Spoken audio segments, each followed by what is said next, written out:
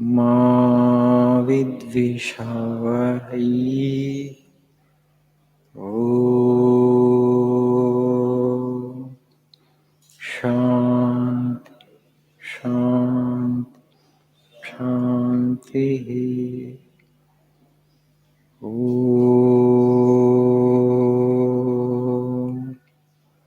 असतो मा सद्गमय तमसो मा ज्योतिर्गमय मृत्योर्मामृतङ्गमय।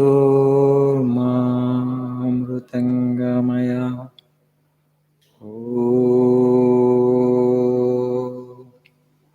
शान्ति शान्तिः।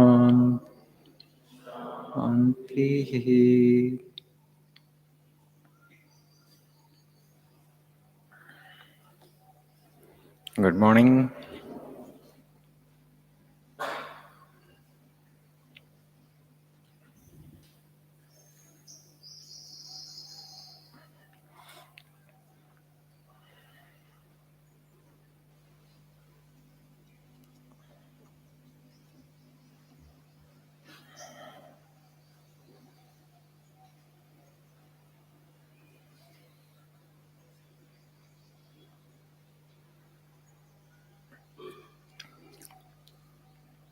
Please see page number 72.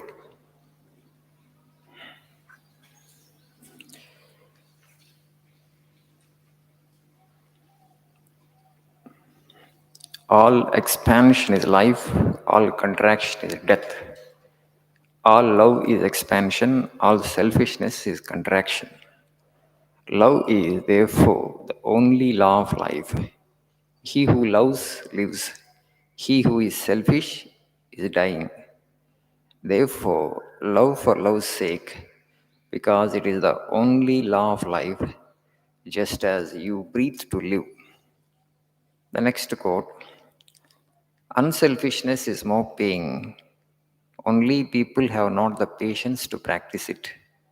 It is more paying from the point of view of health also. Love, truth, and unselfishness are not merely moral figures of speech, but they form our highest ideal, because in them lies such a manifestation of power. Love, truth, and unselfishness are not merely moral figures of speech. They form our highest ideal, because in them lies such a manifestation of power.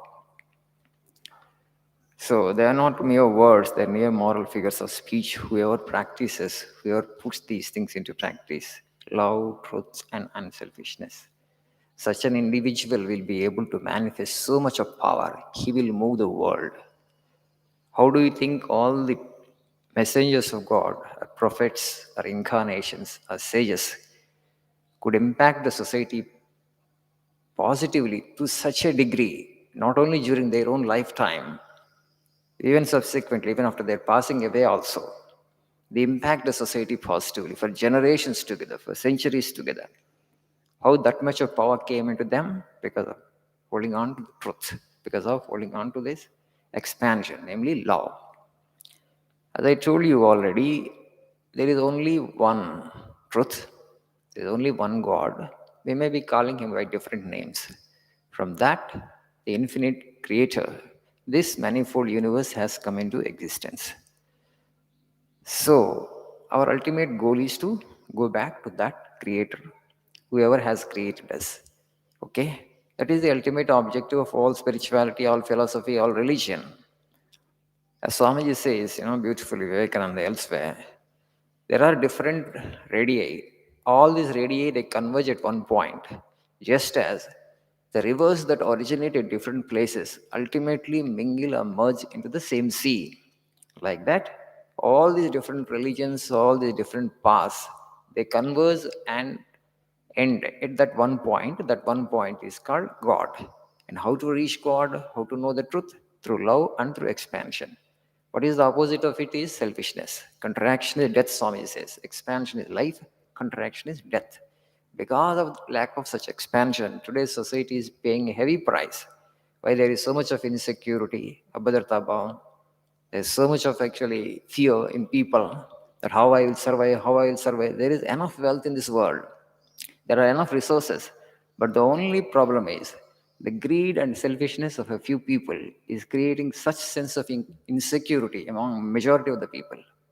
Had that greed and that selfishness been not there in those people actually, so world would have been a much better place to live in. Everybody feels insecure today. How I will survive? How I will survive? Why? Everybody else actually is selfish. That's the reason.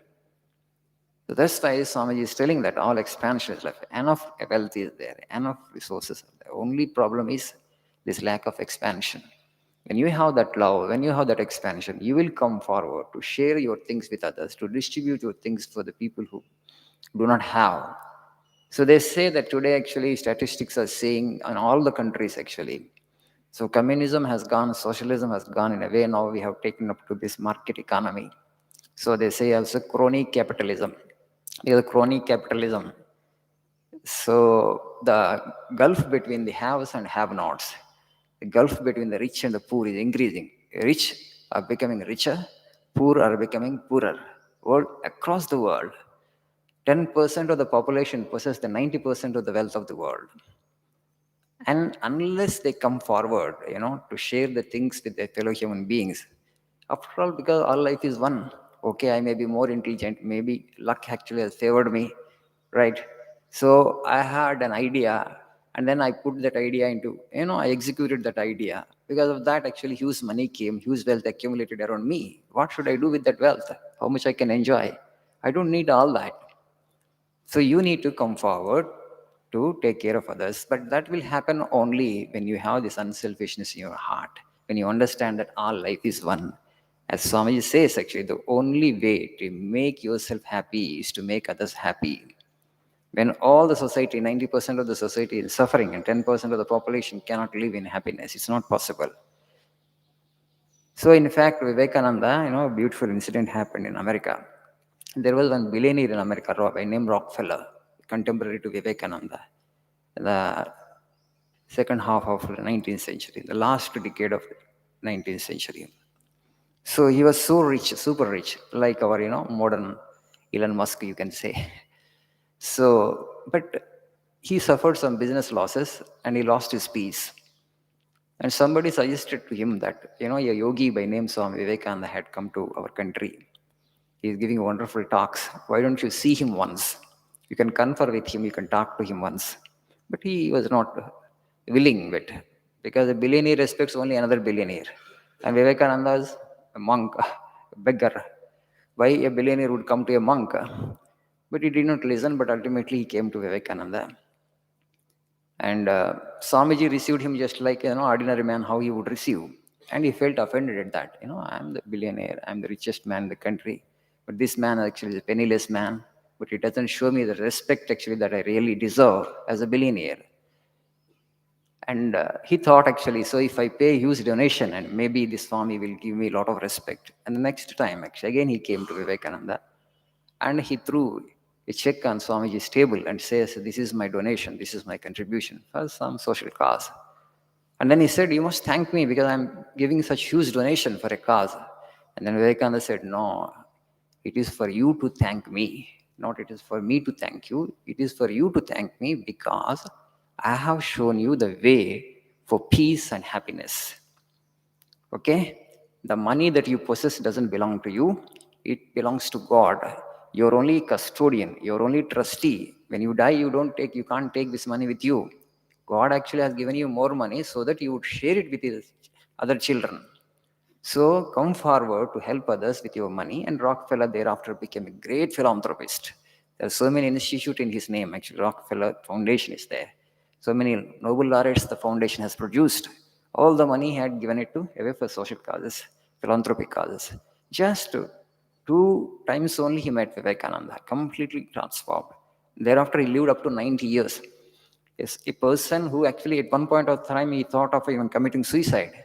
That man got completely transformed and became the greatest philanthropist, and most of the modern billionaires actually still follow him in that way. In America, that's why billionaires practice a lot of charity. In India also, it's now coming slowly, but they need to come forward and share their wealth with other people in the world, then only world will become a better place to live in. That kind of expansion, that kind of unselfishness must come into the hearts of all human beings. Then the world will become a better place to live in. Thank you. Have a nice day.